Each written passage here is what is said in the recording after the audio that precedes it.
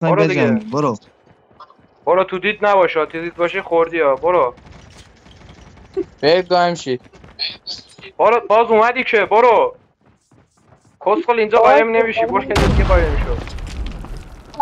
نزن بابا علیرضا اونو پشت داد. نزن داداش برو دیگه. این علیرضا ما دیوونه است، بچه میخوره. برو. داش نزن، من همونم.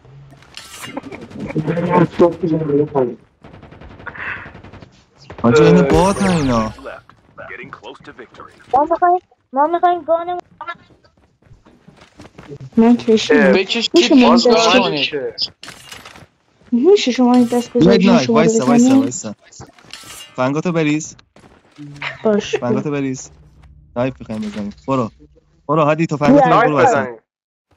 بیا نایت. فنگاتو بریز. اول تو برو. متی این چیزشو سرچ کردی؟ یه نفرتون بیاد اینجا با من نگاه کن، دارم میپرم. داداش بیاید مسابقه باین. بدیم مسابقه. داداش بیا نه مسابقه امیر بدیم. نه چرا؟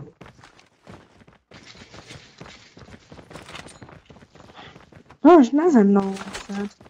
داش زوم داره جمع میشه، بذار ما شما رو بزنیم، ما این دسته بزنیم. تو رو خدا رو خدا ما هیچ دست آره. نبردیم اصلا. ما تا الان خیلی دووم آوردیم که شما رو داریم میبینیم. گناه دارم، بذار وین کنن دیگه. داش نزن. بابا ما رفتیم تو زوم داداش، شما نمیدونم چرا نمیبینی.